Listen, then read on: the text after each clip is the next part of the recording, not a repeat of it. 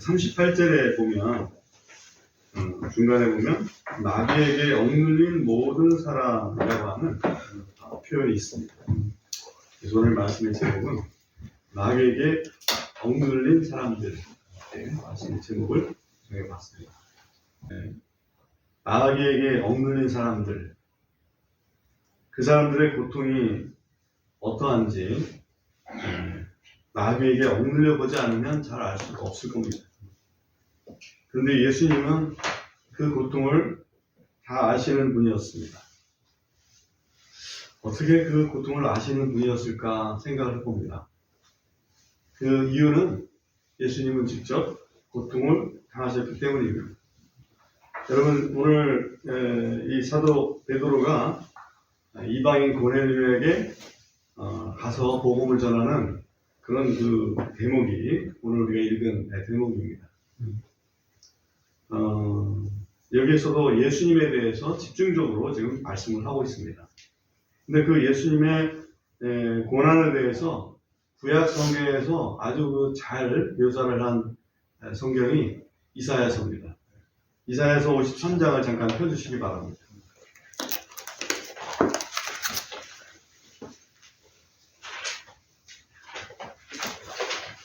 이사야서 53장 3절에 보면 이런 말씀이 있습니다. 그는 사람들에게 멸시를 당하고 거부되었으며 슬픔의 사람이요 고통을 잘 아는 자라. 우리는 마치 우리의 얼굴을 그에게서 피하듯 숨었으며 그는 멸시를 당하였고 우리는 그를 귀하게 여기지 아니하였도다. 그 앞에 보면 예수님을 뭐라고 표현했냐면 슬픔의 사람이요 고통을 잘 아는 자라, 그렇게 말씀을 하고 있습니다. 예수님은 다른 사람은 몰라도 예수님은 고통을 아시는 분입니다. 상원 말씀에 보면은 자기 마음의 고통은 자기가 알고 또 자기의 즐거움도 또 다른 사람이 거기에 상관하지 못한다, 이렇게 말씀을 하고 있습니다.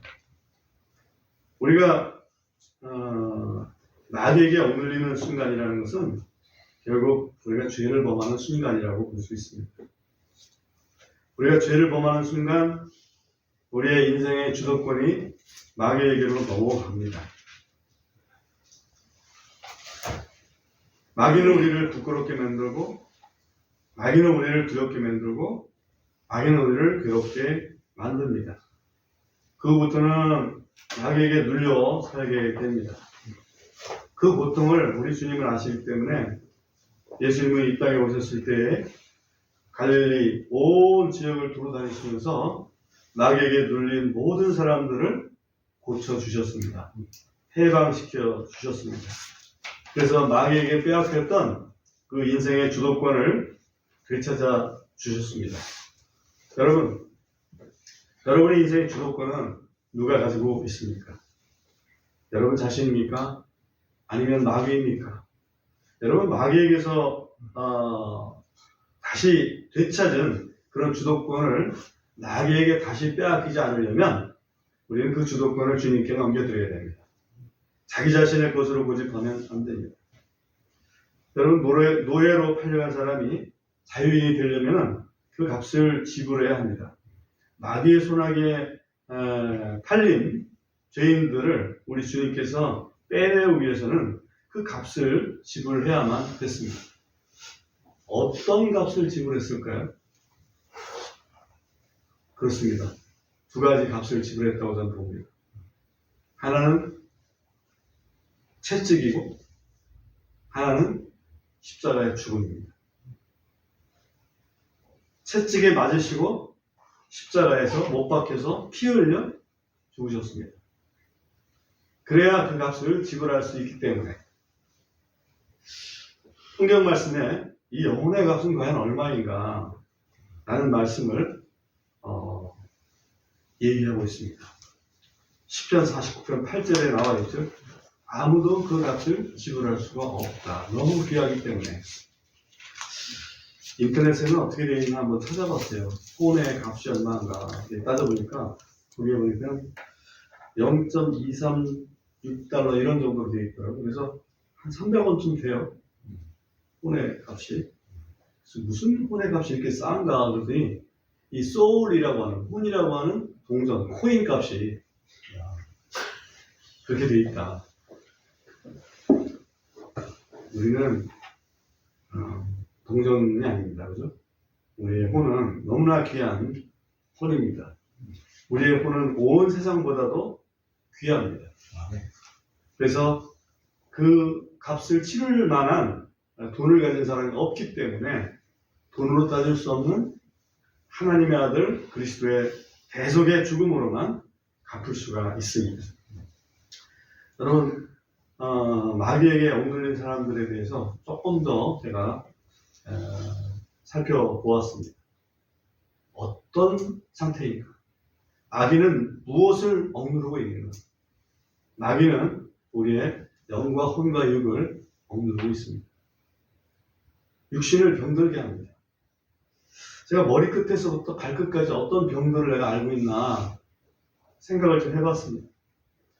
좀 지루하시더라도 제가 병명을 얘기할 때 한번 들어보시기 바랍니다. 뇌 쪽을 보니까 제가 생각나는 게 뇌경색, 뇌출혈, 뇌암, 뇌염, 뇌전증 이렇게 생각납니다.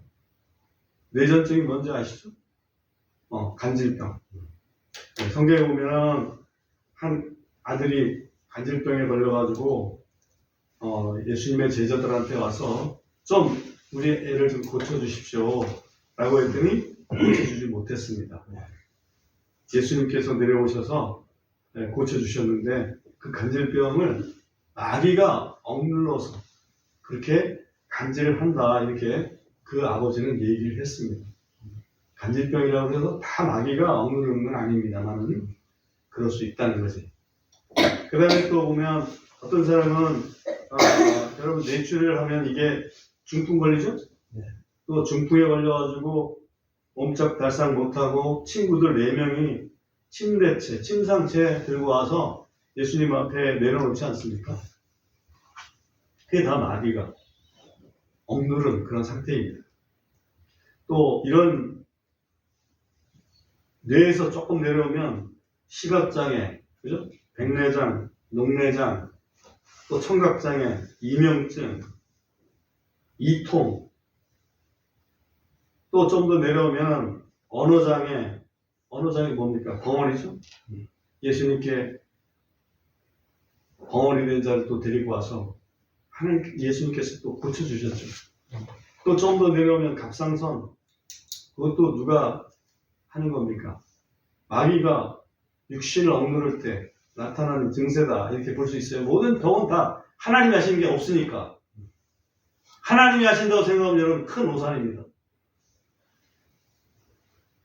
좀 더 내려오면 목 디스크 걸리죠? 허리 디스크 꼬부라집니다. 성경에 보면 18년 동안 허리가 꼬부라져가지고 펴지 못하던 사람을 예수님께서 안식일날 고쳐줬더니 바리새인들이 들고 일어났지 않습니까? 왜 안식일날 병 고치면 난리냐?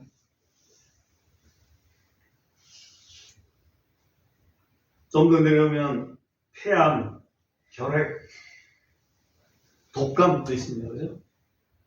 좀 더 내려오면 간암, 간염, 간경화, 좀 더 내려오면 췌장, 암, 위암, 담도암, 담석증, 좀 더 내려오면 대장, 장티부스, 신부전증, 신장 결석, 요로 결석, 그죠? 전립선암, 혈루증까지. 성경에 보면 혈루증 앓던 12년 동안 앓던 여자가 믿음을 가지고 예수님 옷자락 만졌더니 그대로 나았습니다. 그죠? 내 믿음이 너를 구원하여 주리라. 예수님의 판정을 받았습니다. 그 외에도 신경통, 아토피, 부스럼, 문둥병 환자도 예수님 앞에 나왔죠. 주님이 원하시면 내가 나을 수 있겠나이다. 주님이 뭐라고 하십니까? 내가 원하노니 나라. 깨끗함을 받아라. 주님은 우리가 병 속에 그냥 갇혀있는 거 원하지 않습니다. 왜 주님은 우리가 병 속에 갇혀 있는 걸 원하지 않을까요? 주님께서 이 세상에 오신 목적이 있기 때문에 그렇습니다. 내가 온 것은 양으로 생명을 얻게 하고 더 풍성하게 하는 것이다. 이 말씀이 또 있습니다. 요한일서 3장 8절 한번 찾아보겠습니다. 요한일서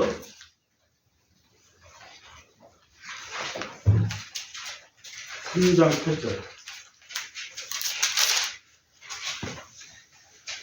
거기 보면 죄를 범하는 자는 마귀에게 속하나니 이는 마귀가 처음부터 죄를 짓기 때문이다.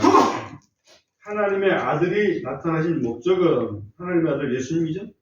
예수님이 나타나신 목적은 이것이니 곧 그분께서 마귀의 일들을 멸하시려는 것이다. 마귀가 하는 일을 못하게 하시기 위해서 예수님이 오시는 거죠.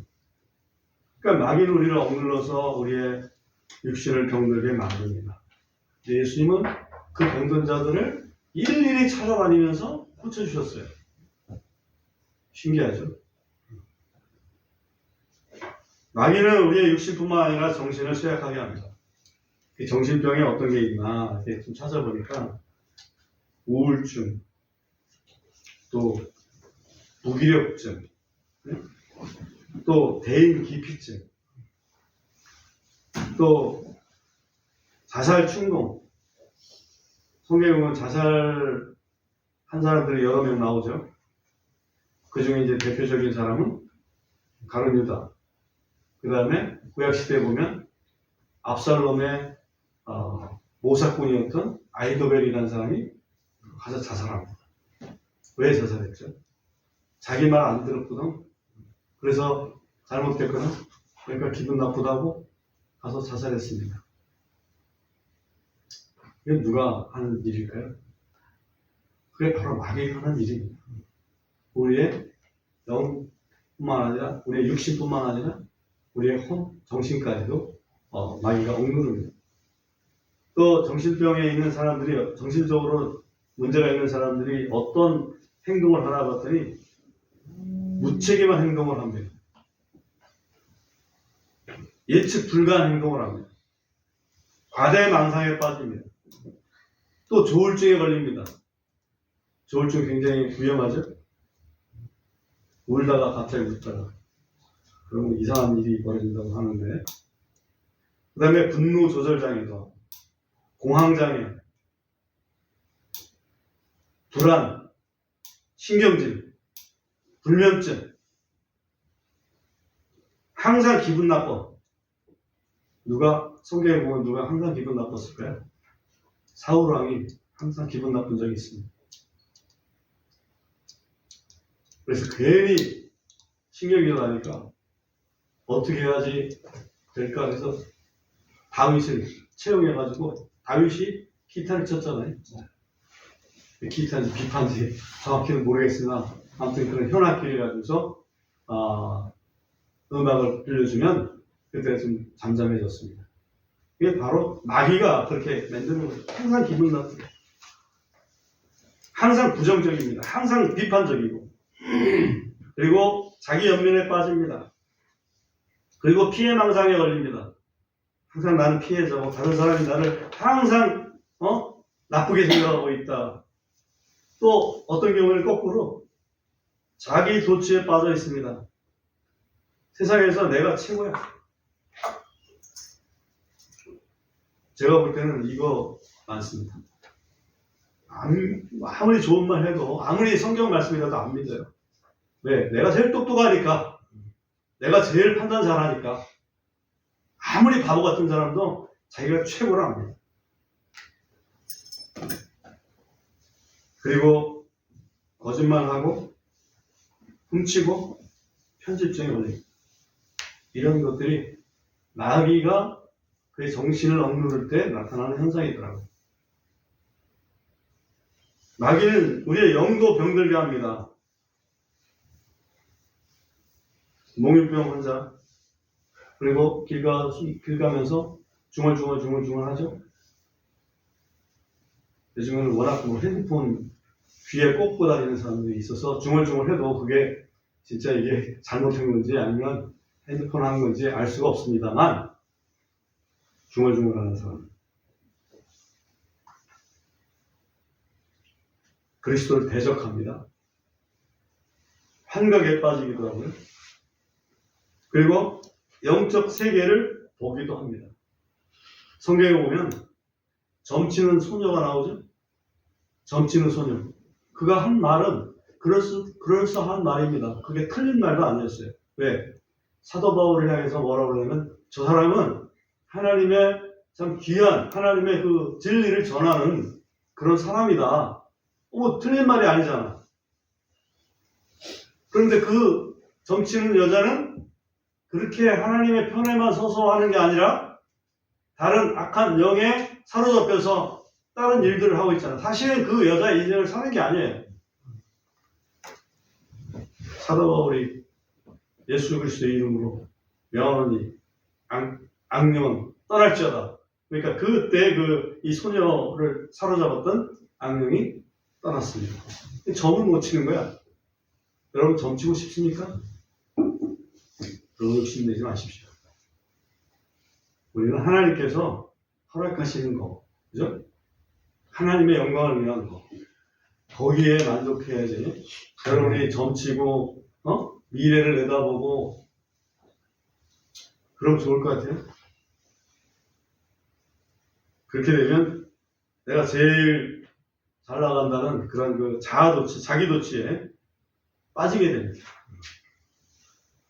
제가 여러 변명들을 지금 지루한 만큼 이야기들을 해드렸습니다. 성경에 보면 신명기 28장 61절에 보면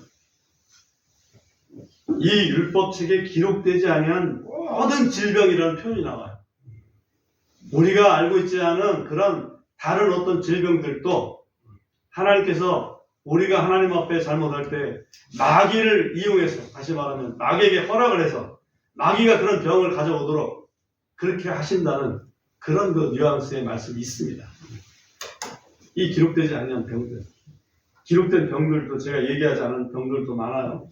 예를 들면 종기, 치질 얘기도 꺼내지도 않았어요. 그러나 성경에 나와요. 애굽의 종기, 애굽의 치질, 괴혈병, 개창, 가려움증, 경심증, 깜짝깜짝 놀라는 거 있죠? 야맹증, 성경에 나오는 말이에요. 그 모든 것들이 다 어디서 나오는 거예요?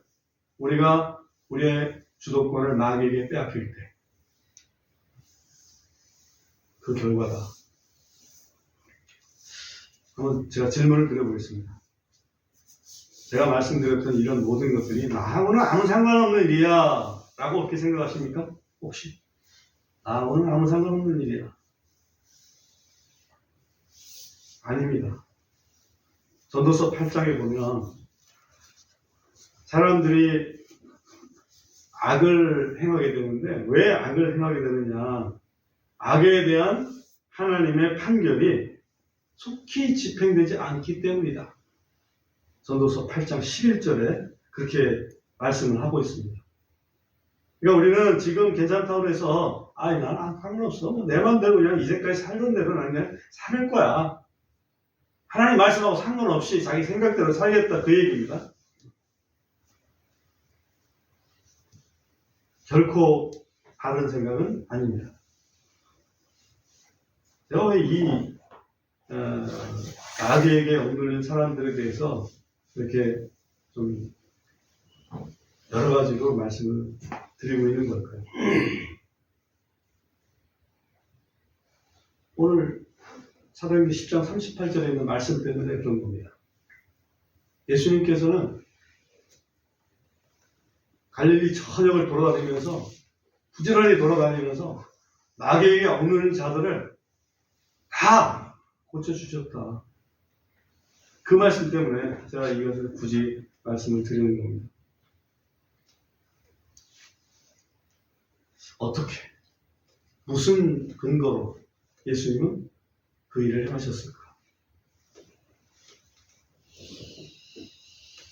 근거가 뭐죠? 예수님이니까 내가 돼요.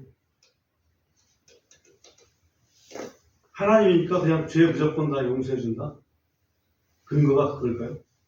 아니잖아요. 근거는 예수님께서 직접 채찍을 맞으실 거기 때문에. 정말로 죄 없는 예수님이 채찍을 맞으실 거기 때문에 그 채찍에 맞는 것을 근거로 미리 땡겨서 어찌 보면 그것을 병고침으로 이렇게 나타내 주셨다. 이렇게 볼 수 있습니다. 요한복음 19장 1절에 보면 예수님께서 빌라도에게 이제 끌려가가지고 사실은 뭐 이스라엘 사람들이 예수님을 끌어들여라 빌라도한테 가져갔던 거죠. 19장 1절에 보면 이에 빌라도가 그런 까닭에 예수님을 데려다가 그분을 채찍질 하더라 이렇게 되어 있어요. 예수님을 십자가에 못 박기 전에 예수님을 채찍질 했습니다. 근데 제가 이 채찍질에 왜 이렇게 관심을 가졌냐, 채찍질에 대한 성경의 표현이, 영어적인 표현이 좀 특이해서 관심을 좀 갖는 겁니다. 여기에 혹시 영어 성경을 가지신 분들은 19장 1절 우리가 읽었는데 거기 보면 채찍질을 했다는 것을 스컬지라고 하는 표현을 썼어요. 이건 이제 채찍질한다 그런 뜻입니다. 그런데 이사야서 또 베드로전서에 나와 있는 말씀은 달리 표현이 되어 있습니다. 이사야서 다시 53장을 펴주시기 바랍니다.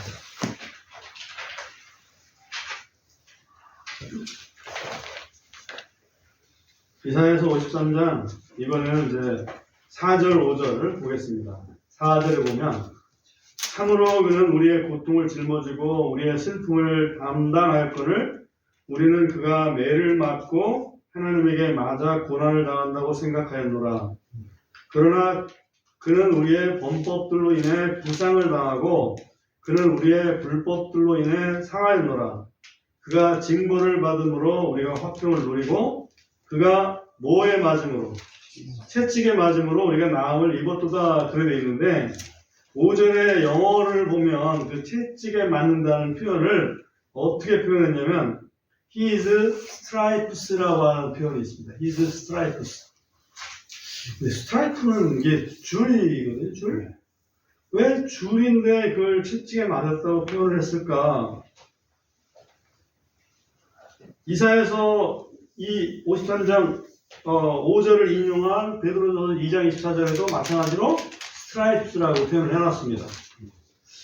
여러분 스트라이프스라는 표현을 어디서 볼 수 있냐면 미국의 국기 있죠. 네. 미국의 성조기. 네. 성조기가 영어로 보면 별성자 stars, 그러니까 stars and 뭘까요? stripes에. 그러니까 별들과 줄들이라는 얘기죠. 그러니까 별은 50개 줄로 되어 있으니까 줄은 몇 줄일까요? 13개 줄. 13 줄로 시작했으니까 처음에 시작할 때. 그래서 그게 줄이 까만 파란 줄, 하얀 줄, 파란 줄, 하얀 줄 이렇게 되어 있는데 파란 줄이 7개, 하얀 줄이 6개. 그래서 13줄로 되어 있어요. 그 스트라이프란 말이 그 말이거든요. 왜 그런 말씀을 쓰셨을까? 그러다 보니까 그게 채찍의 그 끈이 있잖아요. 채찍의 끈. 끈으로 때리다 보면 그 줄이 맺히잖아. 채찍의 흔적이. 그죠? 핏발에 쓰든지 아니면 피가 터지든지 해서 그 줄이 생기죠. 채찍이, 어떤 사람은 로마 채찍이 7줄로 되어 있다 이런 사람도 있고 또 보편적으로는 2개 또는 3개로 되어 있다. 그렇게 되어 있어요. 2개 내지 3개로 되어 있는데 거기에 매듭이 있어가지고 그 매듭에 뼈다귀라든지 또는 도자기 뭐 이런 그 깨진 거라든지 그런 금속이라든지 이런 걸 갖다가 묶어가지고 고통을 아주 심하게 만들어줬다. 그렇게 알려지고 있습니다. 예수님은 그 당시에 얼마나 맞았을까? 성경적인 근거로 해서 봤을 때는 39대까지도 맞았을 수도 있다. 39대. 그러니까 한 대 맞을 때마다 여기는 채찍 2줄짜리면 2줄에 그 흔적이 남는 거예요. 그죠? 39대면은 곱하기 2하면 78대인가요? 78개의 그 줄이 뭐 중목이 되겠지만 그런 줄이 그의 등짝에 새겨져 있을 것이다. 그게 스트라이프예요. 주님께서 채찍에 맞으심으로 너희는 나음을 입었다. 여기 우리 안정성경에는 고침을 입었다 그랬나요? 그렇게 표현이 있는데 고침도 맞고 나음도 맞고 병은 우리가 낫다고 보통 얘기하잖아요. 그래서 주님께서 채찍에 맞으심으로 우리의 마귀에 억눌린 그런 그 질병들로부터 우리를 고쳐주셨다 하는 얘기를 오늘 이렇게 하기 위해서 제가 이렇게 장황하게 말씀을 좀 드렸습니다. 특별히 이사야서 이제 53장 그 4절에 보면 그는 우리의 고통을 짊어지고 우리의 슬픔을 담당하였다 그렇게 되어 있어요. 고통과 슬픔이라고 하는 표현을 썼는데 이 고통이라는 말을 히브리 말 거기에 쓰인 단어가 이제 칼이라고 하는 단어인데 이 단어는 24회 중에 21회는 질병을 의미합니다. 질병. 그리고 또 슬픔이라고 하는 그것은 마코브라고 하는 단어인데 16회가 사용이 됐어요. 근데 그 중에 12번은 고통이라고 하는 의미를 갖고 있습니다. 그러니까 하나는 질병이고 하나는 고통이죠. 질병을 짊어지기도 하고 고통을 짊어지기도 했습니다. 질병과 고통의 차이가 뭘까 좀 생각을 해봤습니다. 그리고 찾아봤어요. 질병은 병명이 확실한 거예요. 고통은 병명은 확실하지 않은데 아픈 거예요. 그죠? 예를 들어서 내가 머리가 막 엄청 아파요. 머리 아픈 원인은 여러 가지 있을 수 있죠? 근데 하나님, 우리 주님께서는 내가 머리가 아픈데 원인은 모르겠습니다. 내 머리 아픈 걸 좀 고쳐주십시오. 그러면 주님께서는 그 원인을 고쳐주시겠죠. 네? 근데 머리가 아픈데 내가 아픈 원인이 감기이기 때문에 머리가 아프다고 그러면 근데 감기약 먹을 수 있어요, 그죠? 그러면 낫겠죠. 그러니까 우리 주님께서는 우리의 증세도 고쳐주시고 우리의 원인도 고쳐주시는 그런 분입니다. 하나만 그냥 원인을 알아야 고쳐주시는 그런 분이 아니라고. 다시 말하면 네가 뭔 죄를 졌어? 그 죄를 네가 낱낱이 회개하지 않으면 내가 너 고쳐주지 않을 거야. 그러시는 분이 아니라는 얘기입니다. 왜? 주님은 이미 우리의 죄를 다 짊어지셨기 때문에. 주님께 나온 환자들한테 너 무슨 죄 졌냐? 이렇게 물어보신 주님 한 번도 없어요. 그죠? 대신에 내가 네 죄를 용서해. 네 죄는 사함 받았다. 그런 말씀 하시죠.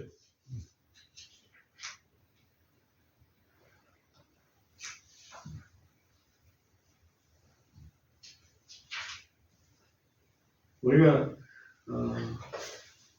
육신의 그 고통에 대해서, 질병에 대해서 가볍게 생각하는 경우가 많아요. 우리가 죄 용서만 받으면 되지. 뭔 그 병까지. 마태복음 8장 16절, 17절 확인해 보겠습니다. 마태복음 8장 16절, 17절.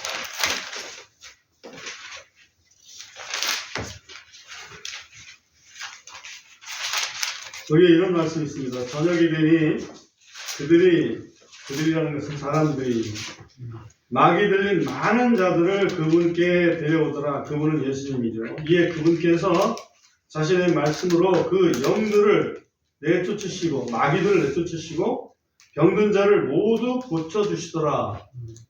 병든 자를 고쳐주셨어요. 이것은 예언자 이사야를 통해 말씀하신 것을 성취하려 함이니 이르시되 그가 친히 우리의 연약함을 담당하시고 우리의 질병들을 짊어주셨다 하였습니다. 이사야서에 있는 이 말씀이 위에서 보면 병든 자를 고쳐주시는 그런 말씀이었다 하는 얘기예요. 물론 그 원인은 죄죠. 원인은 죄입니다. 죄를 용서하시지만 그 죄로 말미암은 질병들도 우리 주님께서는 아주 심각하게 생각하시고 그것 때문에 채찍을 맞으셨다. 그 채찍의 자죽, 스트라이프, 그 줄무늬, 그게 우리를 고쳐주시는 근거다 하는 것을 분명하게 말씀을 해주시고 있어요. 그 얘기는 어떤 뜻일까? 여러분, 우리가 이 세상에 사는 삶이 의미 없는 삶이 아닙니다. 이 세상에서 우리가 육신을 가지고 살아가는 삶이 의미 없는 삶이 아니라고. 그거를 소중하게 생각을 해야 됩니다. 예수 믿으면 나는 이 세상을 아무렇게 살아도 되고 천국만 가면 돼. 그렇게 생각하면 오산이라는 얘기입니다. 주님은 마귀에 걸린 사람들을 다 고치시려고 채찍을 감당하셨습니다. 아무런 죄가 없는 분인데 줄무늬가 생기도록.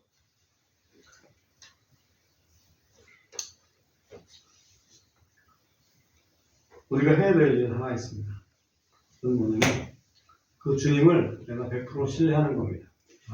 100% 신뢰하는 겁니다.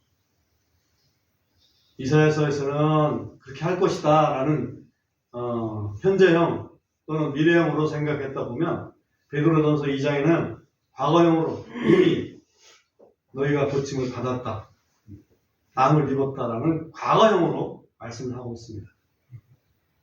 그러니까 그것을 우리가 100% 신뢰하고 그 말씀을 우리 마음속에 심어야 됩니다.